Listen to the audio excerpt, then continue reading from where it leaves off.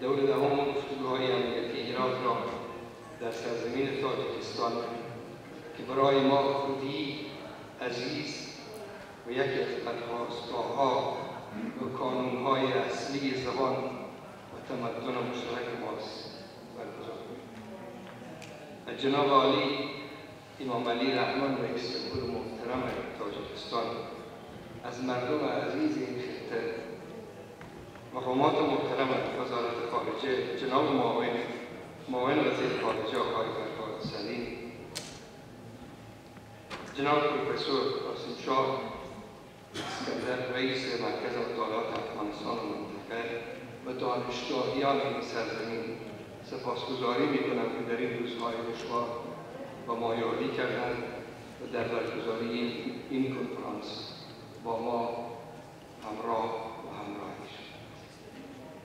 موضوع عدم تداوم و پایداری یک دولت فراگیر ملی در جغرافیای امروزی افغانستان یکی از پرسش‌های بنیادینی است که می‌توان در پژوهش‌ها و گفتمان‌های علمی و نتیجه تجربه‌های سیاسی و اجتماعی را این پاسخ باید از تئوری‌های توطئه و آسان‌نگری تاریخی فراتر رود.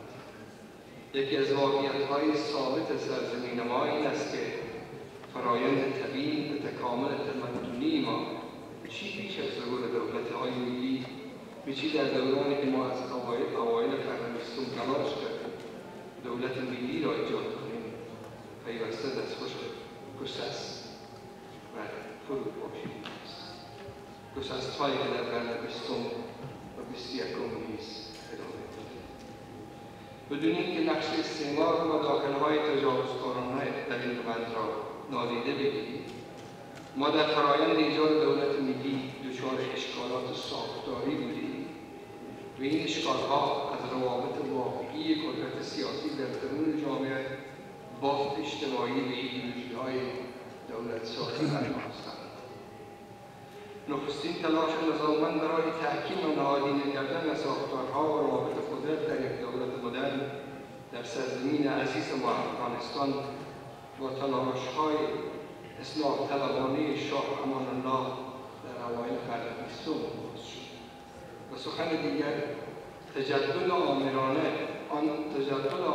آن دوران برای ایجاد یک دولت پایدار مدرن مبتنی بر قانون، حقوق و آزادی‌های مردم و شکست انجام. مدل جهانشمول دولت اروپایی محصول فرآیندها و انقلاب‌های عظیم اجتماعی از استقلال ایالات متحده آمریکا تا انقلاب فرانسه بود، در سرزمین ما با مداخله حاکمان و روشنفکران تجدد طلب قرار گرفته پیاده شد.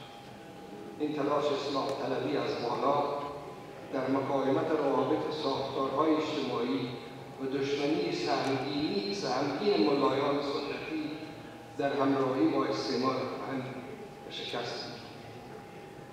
دومین تراژم مدرنیزاسیون از بالا با کودتای اقتصاد 1357 در تقابل با مردم، ساختارها و روابط سنتی در همدستی با کشورهای اسلامی و عمدتاً کشورهای غربی با شکست داد.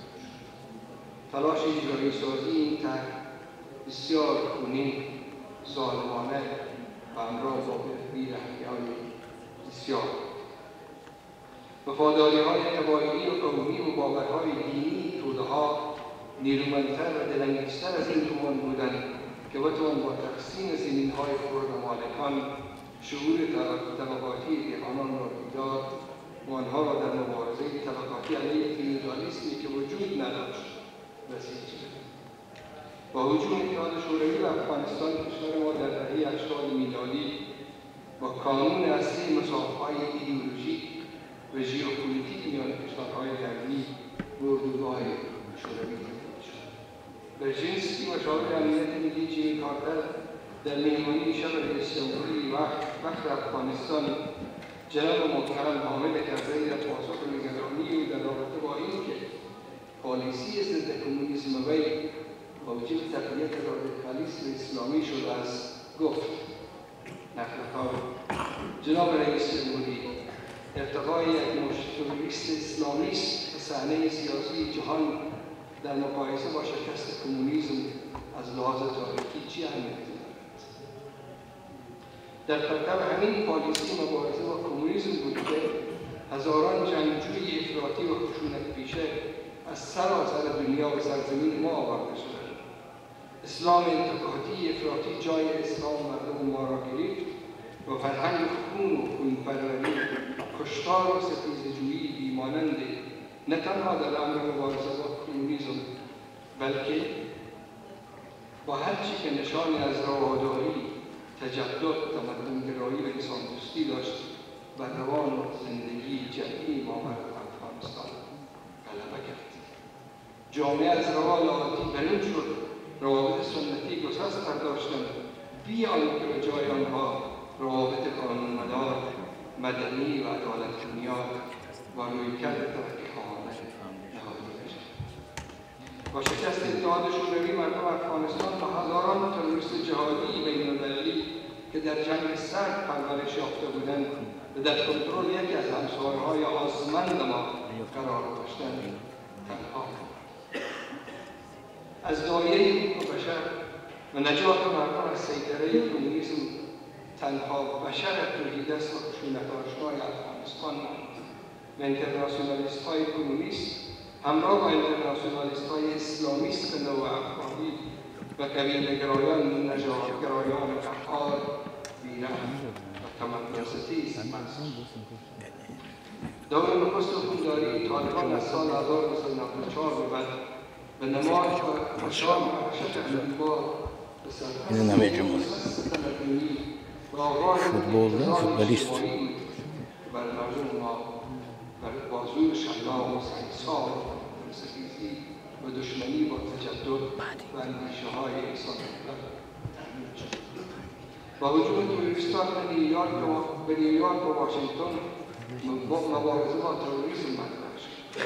مردم افغانستان نه با مجریان عملات تروریستی هم دستی داشتند و نه همانندی طراحان و مجریان این حمله‌های تروریستی همان جنگجویانی بودند که با سخن خانم کلینتون با پول و حمایت کشورهای غربی پرورش یافته بودند. ایالات متحده آمریکا در حمایت و همراهی یکسره نزدیک به اتفاق مردم جهان و تایید سازمان ملل متحد وارد افغانستان شد. مردم افغانستان برای نخستین بار در تاریخشان از یک مداخله خارجی حمایت کردند. حاکمیت طالبانی در هم شکست. بسیاری از رهبران آنها و پناهگاه‌هایشان به جمهوری اسلامی پاکستان برگشتند.